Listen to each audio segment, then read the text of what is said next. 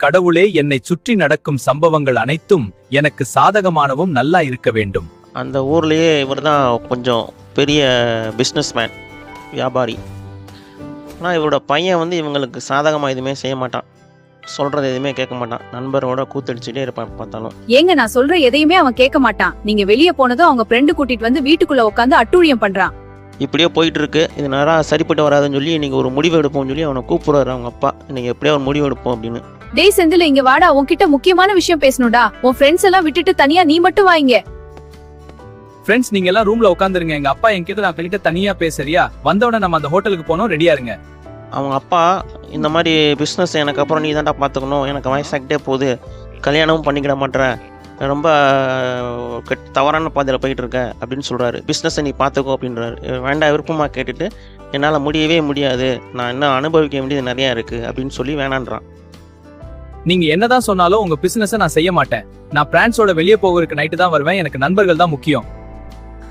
இந்த பிரச்சனை கொஞ்சம் கொஞ்சமாக வலுப்பெற்று ரொம்ப நாளாக இப்படியே போய்கிட்டே இருக்குது. ஒரு கட்டத்தில் அவங்க அப்பாவுக்கு திடீர்னு ஹார்ட் அட்டாக் வந்துடுது. இந்த மாதிரி பேசிகிட்டே இருக்காரு, திடீர்னு சரிஞ்சு கீழே விழுந்துடுறாரு. உடனே பக்கத்தில் இருந்து பையன் ரூமில் இருந்து வந்து பார்க்குறான். என்னப்பா எந்திரிங்கப்பா அப்படின்றான். ஆனாலும் அவர் எந்திரிக்கலை. கடைசி அவர் இறந்து போயிடுறாரு. இந்த அம்மா மட்டும் சோகத்தில் இருக்காங்க, தனிமையில் அழுதுகிட்டு இருக்காங்க. இவன் அப்படியும் திருந்தலை. இருக்கிற மிச்ச பணத்தெல்லாம் எடுத்துகிட்டு போய் சூதாட்டத்தில் விளாண்டு எல்லா பணத்தையும் காலி பண்ணிடுறான். டேய் செந்தில், எல்லா பணத்தையும் என்கிட்ட தொகுத்துட்ட போதும். இதோட மிச்சம் இருக்கிற பணத்தையாவது கொண்டு போய் வீட்டுல கொடு. உன்னை நினைச்சா எனக்கே பாவமா இருக்கு. அம்மா, நான் இந்த கஷ்டத்தை எப்படி சமாளிப்பேன்? ஐயா, எனக்கு ஏதாவது வேலை கொடுங்க சார். உங்களால் எவ்வளவு சம்பளம் கொடுக்க முடியுமோ அதை மட்டும் கொடுங்க, அதுவே எனக்கு போதும் சார். அவனுக்கு கஷ்டமான சூழ்நிலை ஏற்பட்டதும் அவனை சுற்றி இருக்கிற அந்த போலியான நண்பர்கள்லாம் விலகி போயிடுறாங்க. கஷ்டம்னா என்னன்னு உணர்றான். உணர்ந்து டவுனுக்குள்ளே வேலை தேடி வரான். மாப்பிள்ள, இவன் யாருன்னு தெரியுதா உனக்கு? அதான் மச்சா எங்கேயோ பார்த்த மாதிரி இருக்கே. அவங்க அப்பா போனதுக்கு அப்புறம் இவன் குடும்பமே நாசமா போச்சு. தெரிஞ்ச தொழில விட்டவனும் கெட்டான், தெரியாத தொழில செஞ்சவனும் கெட்டான். அவங்க அப்பா இருக்கும்போது நண்பர்களோட கூத்தடிச்சு ராஜ வாழ்க்கை வாழ்ந்து வந்தான். இப்ப பாவம் ஒருவேளை சோத்துக்கே ஜிஞ்சு அடிச்சிட்டு இருக்கான் போல. எல்லாம் அவனே ஏற்படுத்திட்டு தான்ப்பா.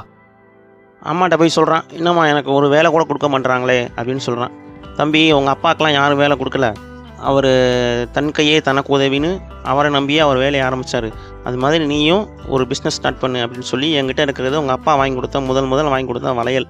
இதை வச்சு நீ பிஸ்னஸ் ஸ்டார்ட் பண்ணு, நிச்சயமாக பெரிய ஆள் ஆவ அப்படின்னு சொல்லி. நன்றி, வணக்கம். அந்த வளையலை வச்சு கிடைத்த பணத்தில் ஒரு ட்ரக் ஒன்று வாங்குறான். வாங்கி அதில் மிச்சர் ஸ்வீட்னு பிஸ்னஸ் பண்ணுவோம் அப்படின்னு. அனைவருக்கும் வணக்கம். இந்த அழகான ஃபுட் ட்ரக்ல நான் மிச்சர் முறுக்கு, காராச்சேவு போன்ற விற்பனை செய்கிறேன். வாங்கி ருசி பாருங்கள். உங்களுடைய கரச்சேவு சாப்பிடுங்க. நன்றி, இது ரொம்ப சுவையா இருக்கு. எதிர்பார்த்த மாதிரி பிஸ்னஸ் நல்லா டெவலப் ஆயிடுது. பணம் நிறையா சேர்ந்துடுது. பெட்டி பெட்டியாக பணத்தெல்லாம் அடுக்கி வச்சிடறான். அம்மா, இந்தாங்கள் அம்மா வளையல். இந்த வளையலை நீங்க விற்பனைக்காக கொடுத்தீர்கள், ஆனால் நான் விற்பனை செய்யல, அதை அடகுதான் வச்சேன். தச்சமே அதையும் திருப்பி விட்டேன் அம்மா. வீடு, வாசல், பங்களா, காருன்னு வாங்கிடுறான். ஒரு ரெஸ்டாரண்ட்டே விலைக்கு வாங்கிடுறான். வாங்கி அதை அவன் பிஸ்னஸ் பண்ணுறான். இப்போ அவங்க அப்பாவோட பேரை அவன் நல்லபடியாக காப்பாற்றிட்டான்.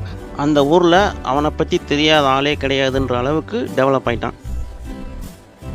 அப்பா, நீங்கள் அருகில் உங்கள் ஆசிகள் பலிதமாக என் வியாபாரம் சிறந்து சமூகத்தில் ஒரு நல்ல நிலையை அடைந்திருக்கிறேன். நான் அடைந்த இந்த வெற்றியை பெருமிதத்துடன் பார்க்க நீங்கள் இல்லையே என்றால் என் மனதின் பெரும் பாரம். தினந்தோறும் ஆஃபீஸ் போகும்போது அவங்க அப்பா ஃபோட்டோ முன்னாடி நின்று 2 நிமிஷம் பேசுவான். அவன் கேட்குற கேள்விக்கு அவங்க அப்பா பதில் சொல்கிற மாதிரியே அவனுக்குள்ள ஒரு உணர்வு இருந்துக்கிட்டே இருக்கும்.